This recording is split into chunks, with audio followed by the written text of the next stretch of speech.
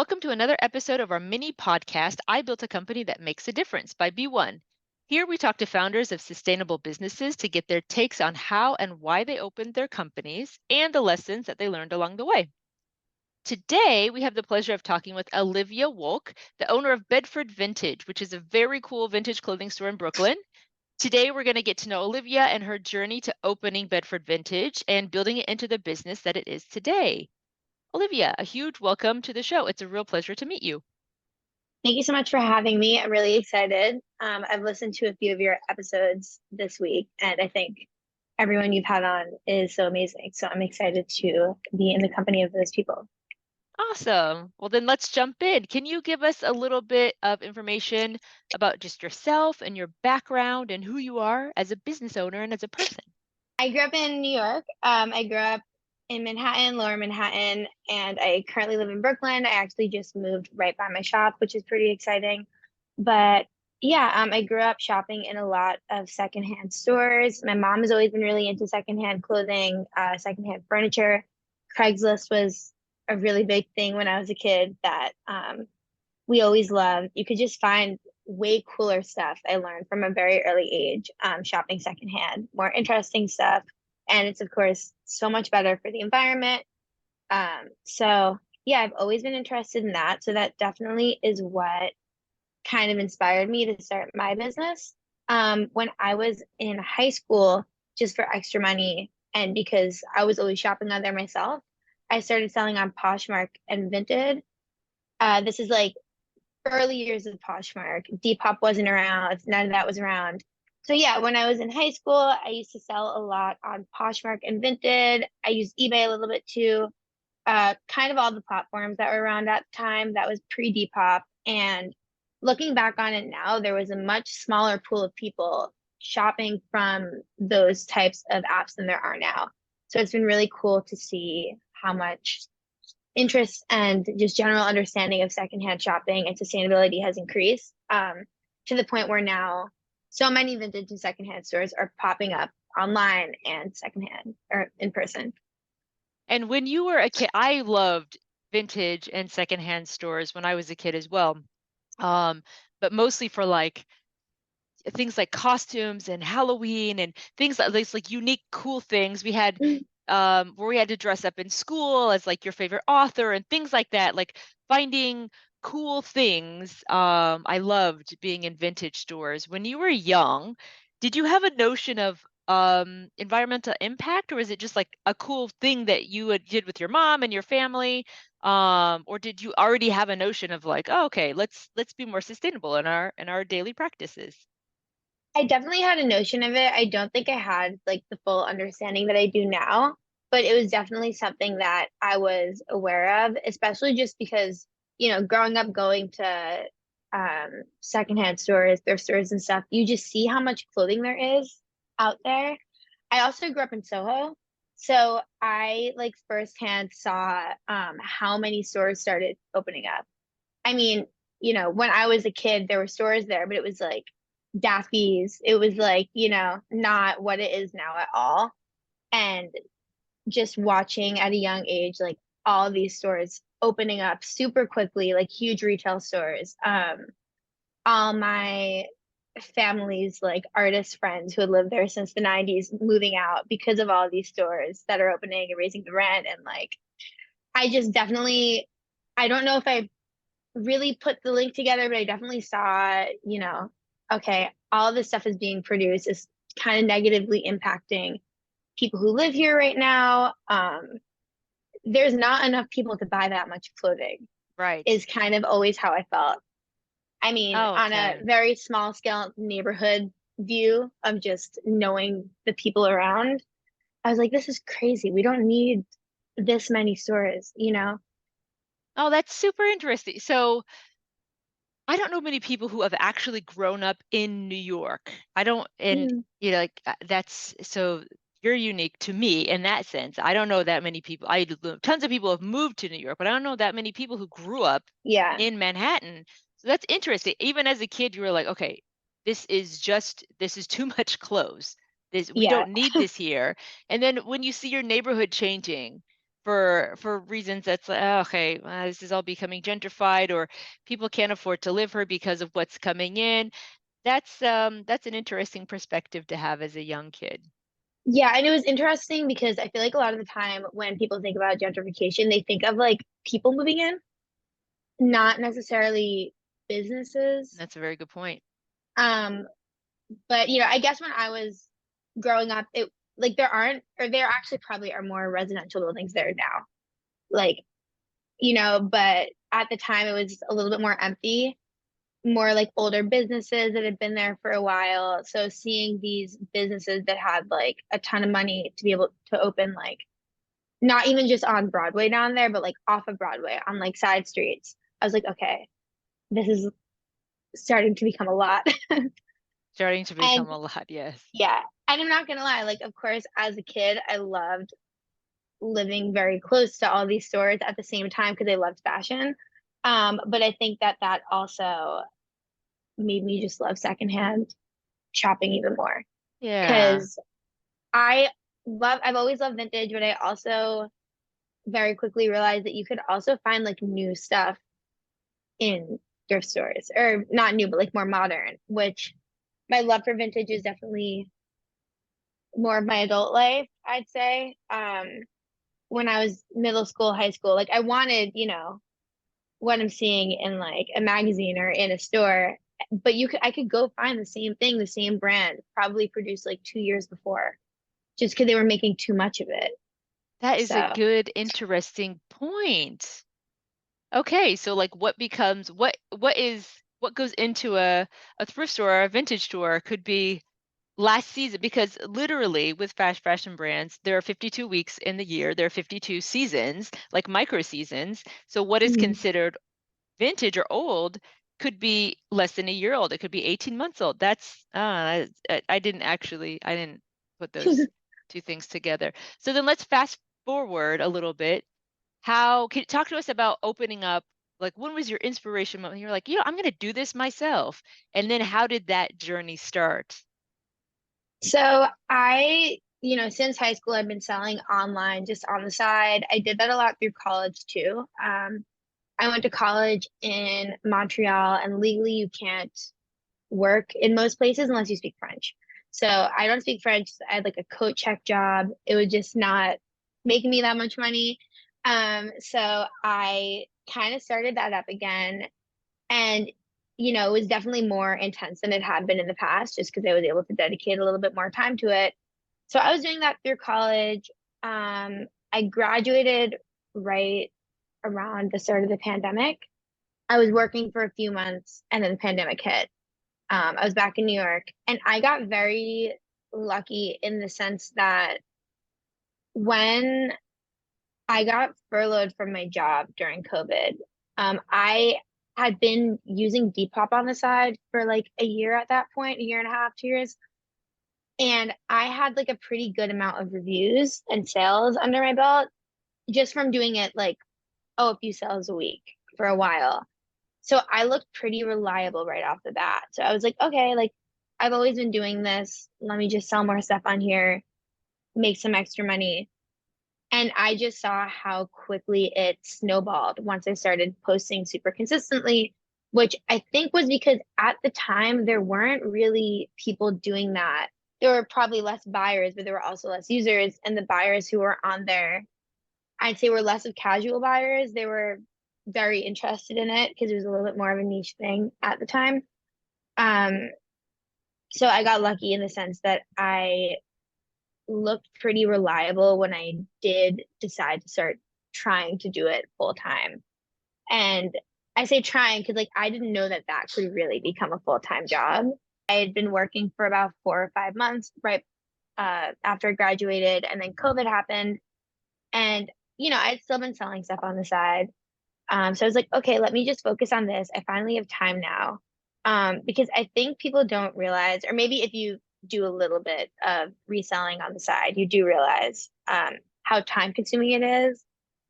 Like this was not something, at least the online portion for me, that I would have been able to start doing full time unless I had full time hours to put into it. which I did when the pandemic hit. And because I had been doing it on the side for like 5 years, I graduated late. I've been doing it on the side for quite a while. So I had a lot of reviews and sales under my belt. I think at the time I had like 150 sales, which now doesn't sound like that many when you go on Depop, but at the time that was like a lot. I remember being in college, and I don't know if people know this, but Depop, at least back when I was selling on there, had like a ranking. So if you were in the top 10,000 sellers that week, you would get a weekly ranking. And before I was even putting all my time into it, I would be getting ranking emails. So I was in the top 10,000 sellers of the app. And I was like, not even, this was like a side thing. So I was like, oh my God, let me, put all my energy into this. I could see that there weren't that many people doing it. Um, and yeah, I just started selling stuff that I had acquired over time. I wasn't really buying to sell at that point because of the pandemic. Most thrift stores were closed anyway. Um, so yeah, I was selling on Depop and eBay for about a year or a little under a year, and then I got reached out to by a new flea market that was opening up in Williamsburg, and they asked me if I wanted to participate. I'd never sold in person before. Um, I was pretty excited about it. I'm pretty sure that when they reached out to me, they thought that I had been doing flea markets for quite a while. But I was like, yeah, of course. I acted like I knew what I was doing. I went. It took me way too long to set up.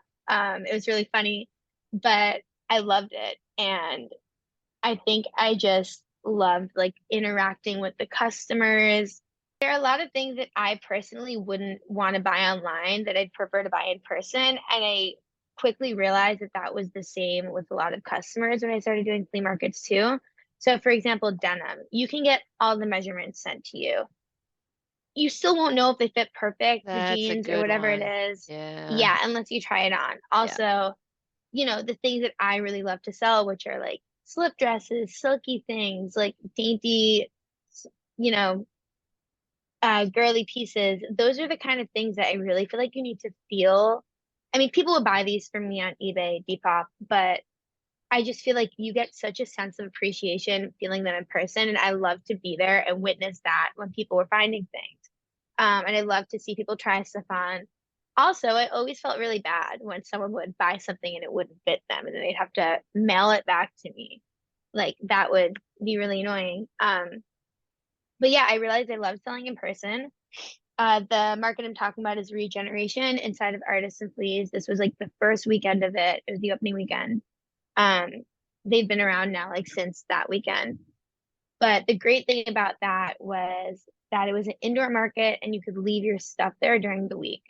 So it was interesting because I lived in like a tiny apartment, um, 6th floor walk up, and I didn't have, I have a storage unit now, didn't have that at the time. I was just not in a position to be running around to flea markets. Uh, so it was pretty cool to be able to leave things there. And it almost sometimes acted like storage space. Like if I needed, extra clothes, I could sell those next week there. So I ended up staying there for like 2 months after that opening day. I just like kept paying the next week. I would pay a few weeks at a time. Um, so yeah, the market was Regeneration, which is inside of Artists and Fleas. And something that's great about this Artists and Fleas location is that it's indoors. So I was able to leave my booth there. I wouldn't have to set it up every week, which was great because like it was just me doing everything by myself. And I was still also doing Depop and eBay at home, like pretty much full time. Um, and yeah, I lived in a 6th floor walk up at the time, was in no position to be running around, going to flea markets every day, packing them up, bringing everything home. So yeah, that was a great experience. And it definitely showed me how much I loved selling in person. That wasn't even something I'd really considered prior to that, which is probably just because most of my like real experience in the industry had been during COVID. So I wasn't really thinking about, I wasn't even leaving the house, So when I started doing that, I was like, okay, let me do way more flea markets. Let me learn, how to do this, what I like, what I don't like, because, if I'm doing this and it's working so well, maybe I could hire someone to watch this booth for a weekend and try another one. So I started doing that. I started hiring a lot of my sister's friends, and just having them watch the booth, and I would try other ones, which, I was still in a sixth floor walk up, can't drive, don't have a car. It was difficult. A lot of Ubers would reject me. They'd be like, you can't put all that stuff in here. um, but I got it done. And, there are a lot of flea markets that I love. I still do a lot of them. But what I really learned from that experience was that Williamsburg was the place for me to be, for sure, in person. Artisan Fleas is like a 5-minute walk from where I'm located right now. So, yeah. So, I think about a little under a year into me selling at Artisan Fleas. My mom was actually in Williamsburg and she walked by the space that I'm sitting in right now. And, you know, I always was like kind of talking about opening a store, but it was not something that was like really gonna happen. I was like, oh, that's the goal. Like that's the end goal, maybe in like 5, 10 years from now. My mom was walking by the space and she like also was talking about how she loves Craigslist.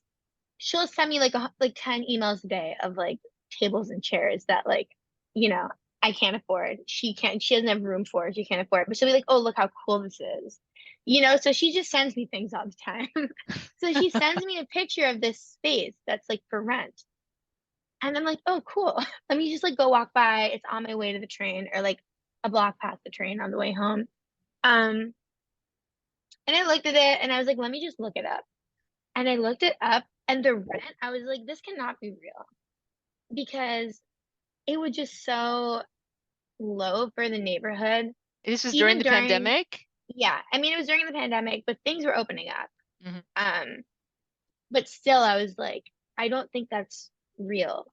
Um, then I tried to get in touch with them. I actually had to call the number and email them like 15 times. After 2 weeks, they finally got back to me and I came to see the space and I realized that the reason it was somewhat affordable was because it was really being like it's zoned to be a retail space, Hmm. but it previously was an office and they were saying, oh, maybe it could be a showroom just because of the layout and because you need to walk up a staircase. Hmm.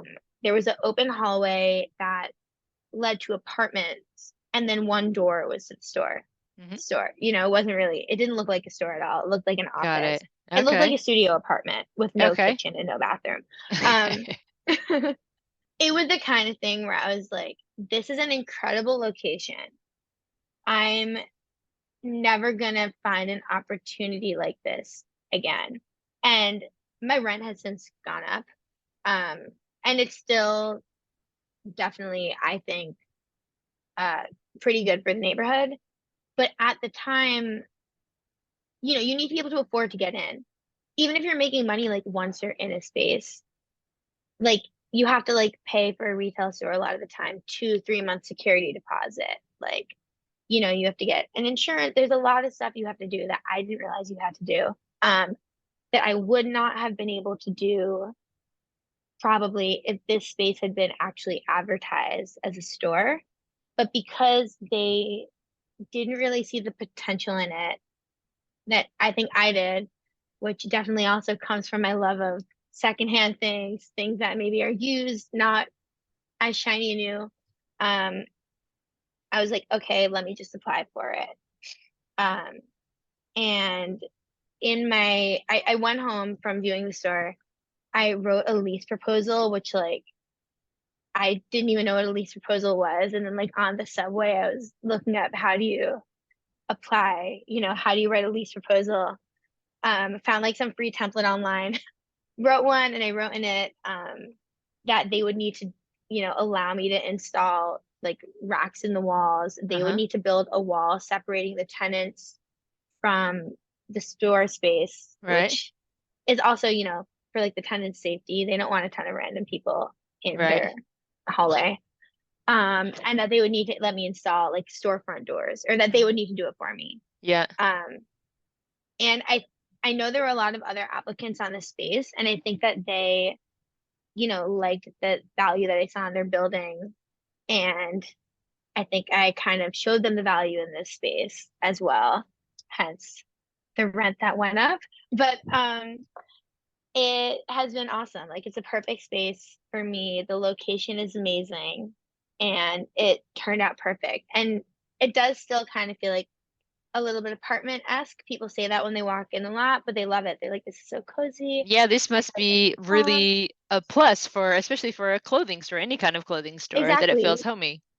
People really like it. And I think that something I didn't realize is how well like mugs and glassware and things like that would sell in here for me. I think that the homey feeling definitely helps that stuff sell. Ah, so when did you officially open your doors? What year? Or what month of what Uh, year?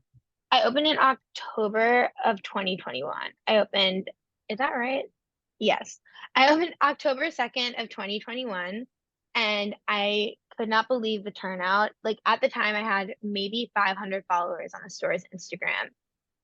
Not that many, and most of them were from Depop and eBay. So most of them were not in New York.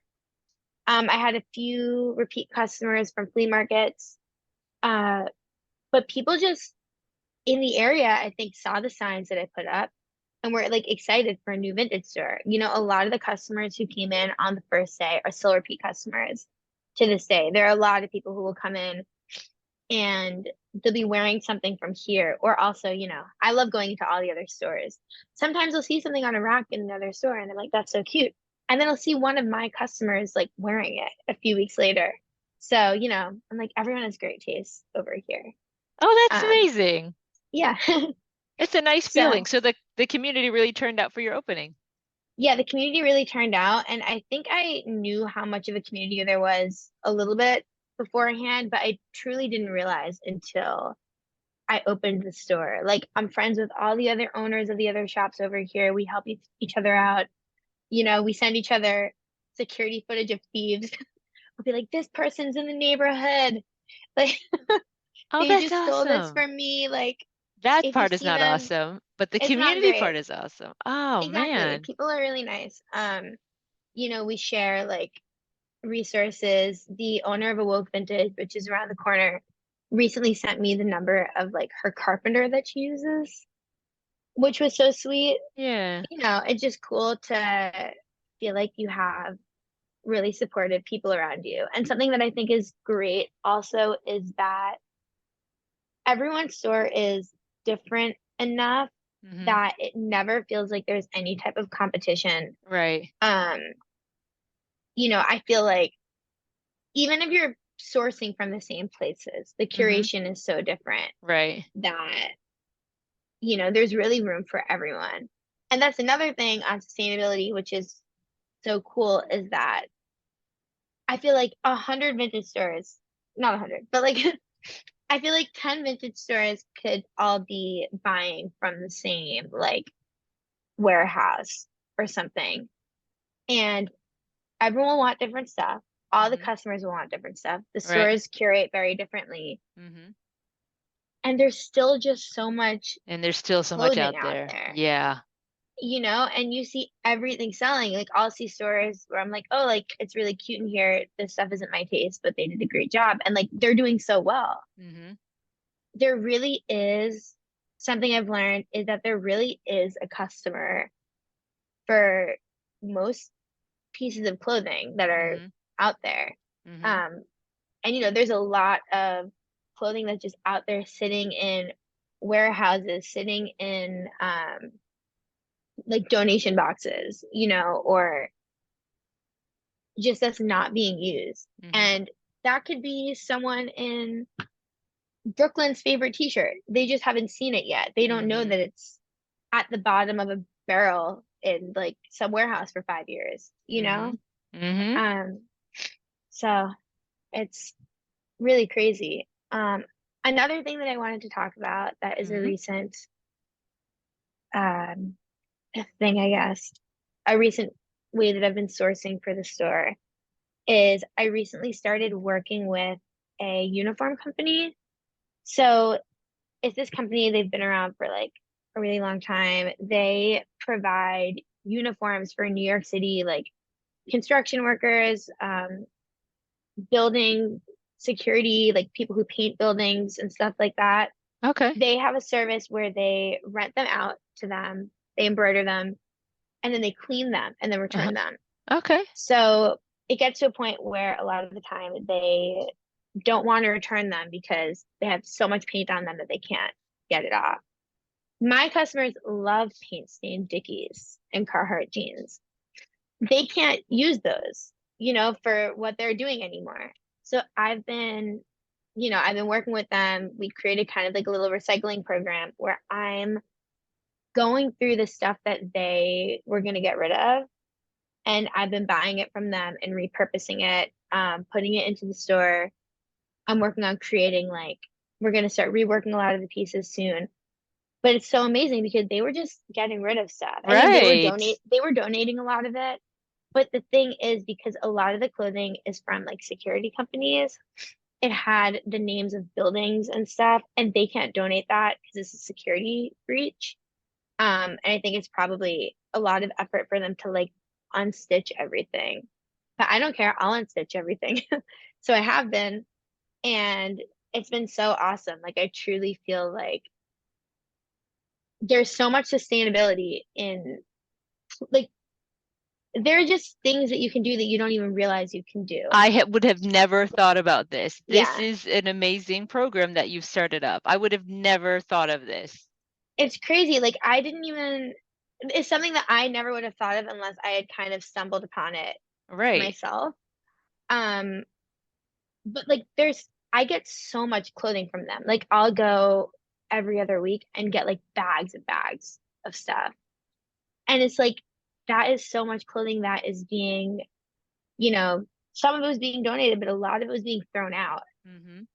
And it just, it makes me so happy that I'm able to sell it because people get so excited about it, but it also makes me so happy that it's not being thrown out anymore and it's Right. being repurposed and people are so excited about it when they come in because a lot of it says, chief engineer or it'll like say someone's name or something and it's like fun to come in and look at that stuff.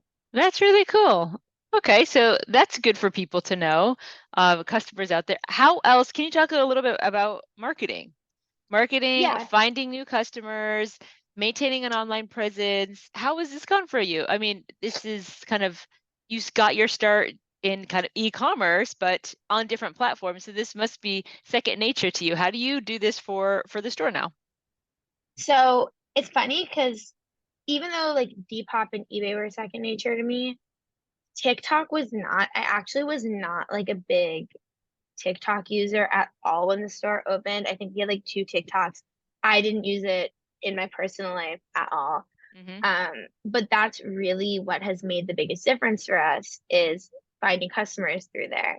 So I had someone who was working for me, who was making them for me pretty much. She was amazing, like love her. She's still great. She left the store recently, but I feel like I learned so much from her. I truly did not realize like the power of that until she started making them and so many people started coming in. And they were like, "Oh, we saw this on TikTok. It's so cool." And something that I love about that is it's definitely more of a Gen Z customer. Um, and I've seen the shift. And when I first opened the store, I was like, okay, my ideal customer is probably around my age, maybe a little bit older than me, maybe between the ages of like 26, 25, and 35. Hmm. Because they might have more money to spend. They, you know, maybe appreciate like the clothing a little bit more. Um, but I was wrong because a lot of the people who come in are high school, college students who found us through TikTok and are so excited about it. And even if they don't spend as much, they're still shopping sustainably. It's great that they're so excited about it. Um, and yeah, TikTok just gets people into it, even if they're not into the sustainability aspect or they don't realize that is what it's about and they're just into the clothing, it's still great. And especially the uniform workwear stuff that I was just talking about, like anytime someone buys one of those pairs of pants, I like give them a whole thing, even if they don't ask for it. I'm like, yeah, so those pants actually came from a warehouse. Like, You tell them where the they were whole renting it out backstory. to people, Oh, and they that's get so cool. excited. So Yeah. I feel like it's, people are becoming interested in it. Um, I also think that a lot of my traffic is just because of my location. I am pretty lucky that I'm on Bedford Avenue. I'm right near the L train, which is the like main Williamsburg subway station. So I feel like I haven't had to put as much effort into marketing as I would have if I wasn't on such a busy street. Like I'm in an area where tourists come and visit, and like they don't really need to look it up. They'll just see, oh, Williamsburg, Bedford Avenue is where to go for thrifting, secondhand shopping. And that is something that I definitely took into account when naming the store. I wanted it to be Googleable, Yeah, and, it's you pretty know, Bedford Vintage. It's pretty, yeah, people unambiguous. Google like Bedford Avenue vintage stores. So like I already got all the keywords in there. Yeah, exactly. All right. Well, if you think about, because you're coming up on your 2-year anniversary, if you think about that first year, you talked about a couple things that you just did not expect, Yeah. like looking up a lease proposal, how to do this, how to, figure out how to outfit your store, etc. For aspiring brick and mortar business owners, kind of any kind, what are some recommendations you would give for getting through that first year? Because I can imagine it's just every day the learning curve is so steep and it can just feel like chaos. What recommendations might you give?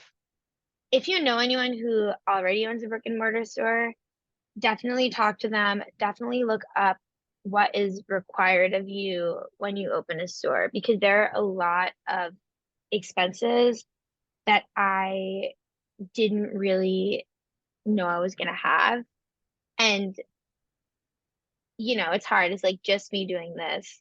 I am like bootstrapping. I didn't know that I had to, for example, have my own garbage pickup. I'm on the bottom of a building that is a residential building on top. Hmm. So they have trash pickup multiple times a week. Doesn't matter. As a business, you need to have your own like trash pickup. You need to pay for commercial trash pickup, even if you're not using it. Even if, like a lot of my trash gets thrown out at my storage unit, it doesn't matter. You need to pay for it. Certain Ah, things like that I didn't know about. And those are things that luckily never got me in trouble because I was able to figure it out quick enough. There's just a lot of small repeat expenses that I didn't realize I was going to have. And if I had planned for them and known about them, I would have been able to budget buying inventory a little bit better. I would have been able to budget paying people a little bit better. Um, yeah, that's definitely been the most difficult thing for me. I studied sociology in college. I've never taken a finance class in my life. I have never taken a business class. So there are a lot of things that I feel like have been, not that they've necessarily been challenges, but just things that I didn't expect.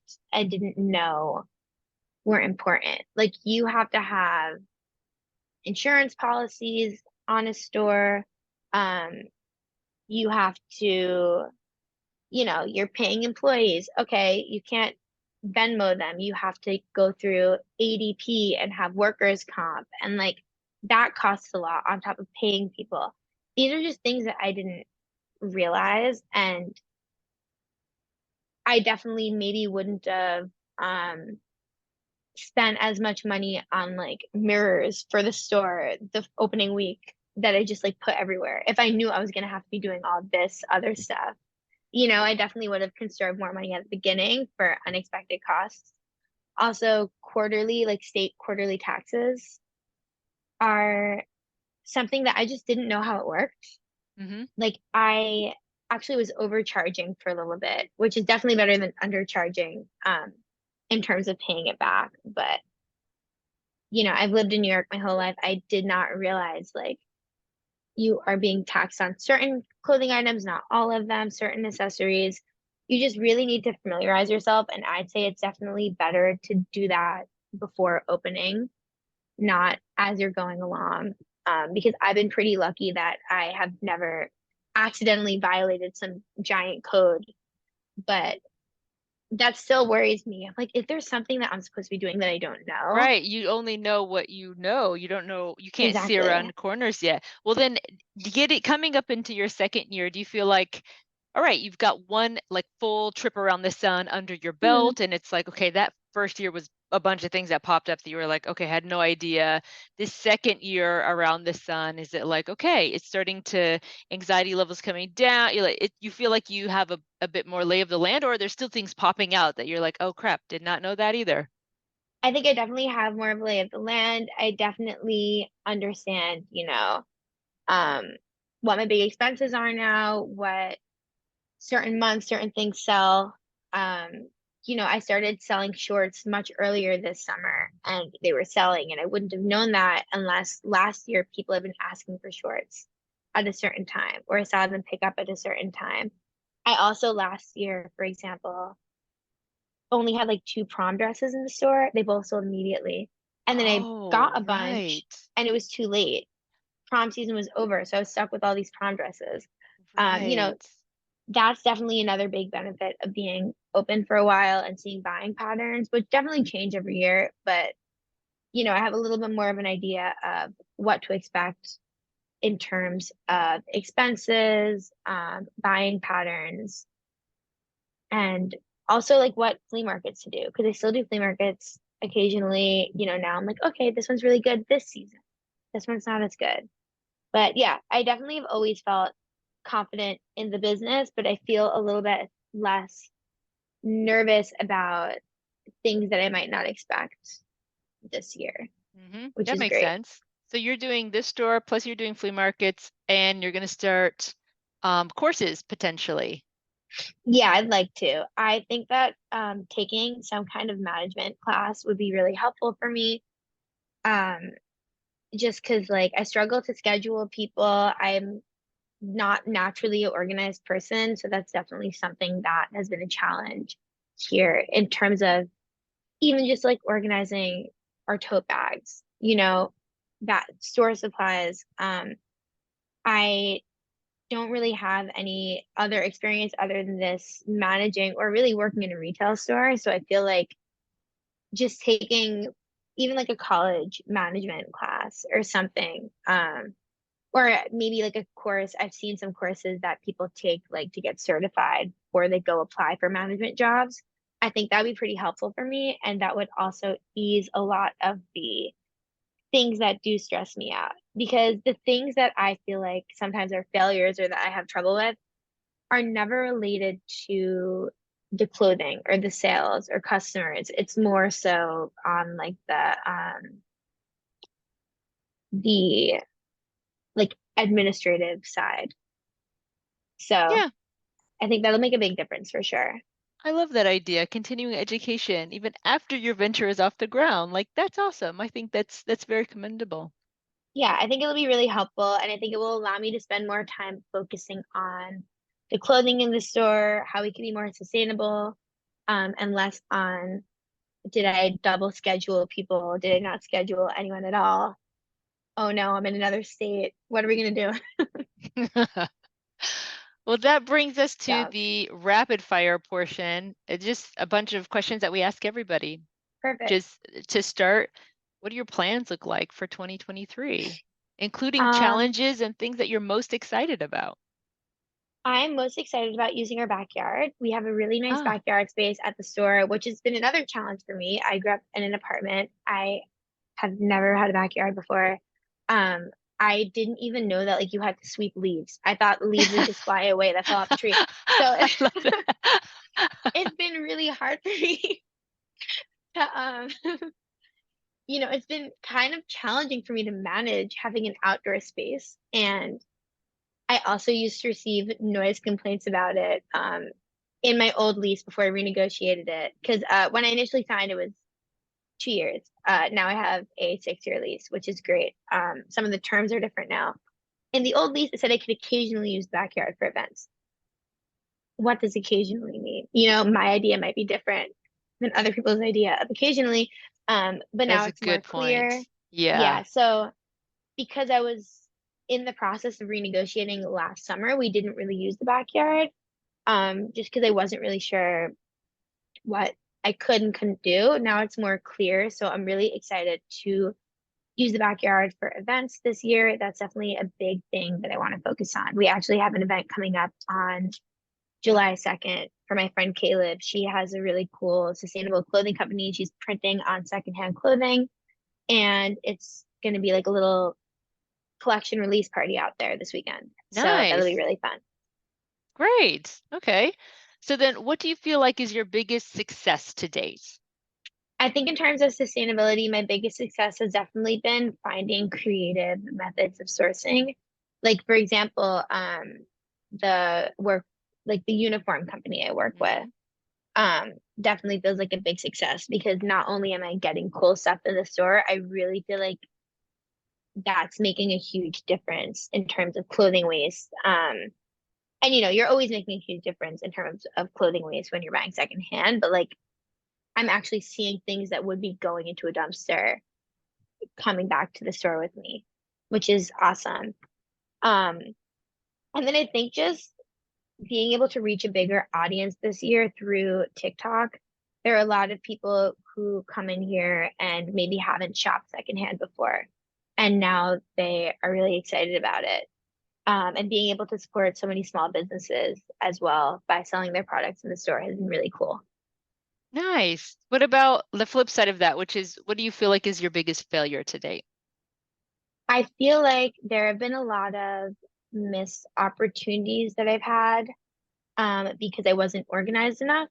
So things like opportunity to buy a pretty big amount of workwear jackets, a lot of like Carhartt type Smith, those types of brands. Um, it was from overseas, so it would have been kind of expensive to get them here, but I think it would have been worth it in the long run. But I was like, do I have space for this? Do I, what would I do with them? I thought I didn't have space in my storage unit. And then I went and like reorganized my storage unit and I did have space. It just, I think most of the failures have come from just having to manage a lot at once Hmm. and not being able to always see the bigger picture, especially if I'm focusing on an event that's coming up, a flea market that's coming up. I definitely think that delegating things to different people will make a big difference in terms of that kind of thing. Because when I think of failures, I definitely think of just clothing that I could have gotten or opportunities that I could have had that I don't think would have been missed opportunities if I was able to put my energy into it at the time. So this is one of the huge challenges of being a solo entrepreneur, as you know, Yeah, is you've got to context switch constantly. So you need to look at the big picture and the vision, the strategy, the macro, and you've got to deal with all of the tiny admin details. And there are not so many people in the world who excel at both of those things. exactly. But you have got to do it. So, and when you're just trying to like survive, as you said, you're bootstrapped, you're just like trying to survive, it's tough to like pull back and say, all right, this would be a great opportunity. Am I organized? Can I quickly organize myself? I'm going to put a little bit of this on the back burner, and prioritize this that could pay off in 6 months' time. That kind of thinking is tough Exactly. to just constantly be going back and forth from big picture to details. It's really tough to be able to think about different seasons, especially just not having um like an unlimited amount of funding and not having that much space. At the store, I don't have storage. Storage unit is, like a 10-minute walk from here, and it's not that big. Um, and So just managing inventory by itself is a exactly. thing. You can't just be like, oh, okay, go back in the back and see what is there. Like managing and You need to moving be aware of what you inventory. have.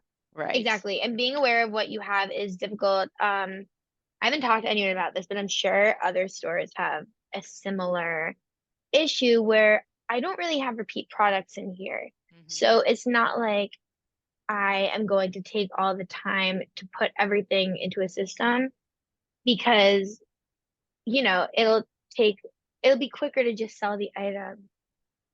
So we keep track of certain things that are more like repeat items. We keep track of the jewelry. We keep track of, you know, if we get a ton of t-shirts in on one day, maybe we'll keep track of that. But it's pretty hard to manage inventory in a vintage store where everything is individual. So it can be hard to know what to buy. It can be hard to also just think about the future when there are so many expenses right now. Yeah. Fair play, fair play. And what about the most important lesson you've learned to date? I think that I said earlier that there is like a customer for everything. And I still really feel like that's true. I think that holding on to items, if they don't sell for a while, maybe hold on to it till the next season if you have room. Put it in a closet, put it in a sale basket. There have been pieces that I've had in here for so long, and it's not that it's expensive, it's not like that it's a super tiny size or something. Like those are always things that will make things take a while to sell. There are certain things that people will just try on and it doesn't fit anyone right, but it's really cute. Like eventually someone will come in and that will fit them perfectly and they'll be so excited about it. I had a dress once that I loved it. It was so beautiful. We had it in here for quite a while, longer than usual. A lot of the time, if something is in here for a long time, I'll take it down. Maybe I'll put it back out like 2 weeks later when it's surrounded by different clothing to kind of give it a different feel. But this I just left out. I was like, it's so pretty. Nobody was touching it. About like a few months after I put it out, which is a very long time for something to be on the rack, this girl came in, looked through everything, picked it up, and she was like, oh my God, this is amazing. Like, I'm gonna wear this to a wedding if it fits me. She tried it on. There was a line for the dressing room. She just put it over her clothes. She was like, "Oh my God, I'm buying this. This is," and she was so excited about it. Um, and that just gives me such a good feeling because I kind of feel like every piece is like that for the most part. So, you know, even if there's something that I might not buy for my store, it doesn't match with my curation, I just feel like everything can be reworn, everything can be reused. There's someone who will get excited about everything. That must be so nice, especially because, as you said, you don't have a lot of repeat items. You don't have to buy things in bulk and Exactly. you don't, stock things in bulk. So when somebody finds something that they feel is like for them, and that must be such a, it's not something that you see when you walk into like a big fast fashion store. It's not obviously Exactly. nothing there is for any one person, it's for the masses. So that must be such a nice feeling Yeah, it's working really in a store nice. like that. Exactly. It's really nice to see people try things on and they're like, oh my God, this feels like it was made for me. Because you're not going to find that somewhere else. Mhm. Something else that I've learned is that a lot of the time, the bulk items that I do buy, which is pretty infrequent, um, but I do stock like a few repeat items, those are things that can really lend themselves to like stability for the month, knowing what to expect to make that month. Because you kind of sell a similar amount of them each month, where, Mhm. you know, I might get dresses that I could price a little higher in one shipment or in one shop. And then, you know, the next month, the things will still be great that I'm getting in, but they just will happen to feel like maybe I shouldn't price them as high. Mhm. Having certain consistent items in the store that are always the same, always going to cost the same. For us, I'd say a lot of jewelry, if we're able to get like homeware type stuff. And then we have like a few reworked items. Mhm. And then also the workwear that I now stock all the time. Mhm. That's definitely great to that's definitely just been helpful in terms of knowing what to expect for the store Right. for And the month. smoothing out the volatility in Exactly. revenue over month, because you have some Yeah, staples. exactly. I don't know if that was even an answer to that question. I Yeah, just thought of that's that. no, that's great. That's great. Okay. All right, two more. If you could get 85% of the world to adopt a single behavior, what would that behavior be? I don't want to say not following trends because I think that trends can definitely inspire people to wear cool things. A lot of the stuff I sell is the original item that inspired the trend. But I think that not being afraid to step outside of your comfort zone when it comes to clothing is something that everyone can benefit from. I think that that definitely lends itself to sustainable shopping because I think a lot of the fun things that you find that will fit you the best and that will be a little bit more out of the box do come from secondhand clothing stores. Um, so yeah, I think don't be afraid to express your personal style. Don't be afraid to put a little bit more research and effort into where you're buying your clothing and what you're wearing, the materials, buying something, even if you are going to buy from a non-secondhand store, look at what it's made out of. Is this something that you're going to be able to wash a bunch of times and have for years, or is this something that, will fall apart and then you're going to end up donating it, and then it's not going to get bought from a thrift store because it's broken and then it'll end up in a landfill. Yeah, okay, makes sense. And then in real life and online, where can we find you? You can find me in real life at 207 Bedford Avenue in Williamsburg, Brooklyn, right off the Bedford L. We're right across from Joe's Pizza, is what I always tell everyone. And then they know where we are. On Instagram, you can find the store at bedford.vintage. And then on TikTok, just at Bedford Vintage. And then you can find me on Instagram at Olivia Wolk. Nice. And spell your last name for the people. Right. WOLK. Got it. Olivia, this has been an amazing conversation. Thank you so much. It's been lovely to meet you. You too. Thank you so much for having me. And everyone else in the audience, we will see you on B1.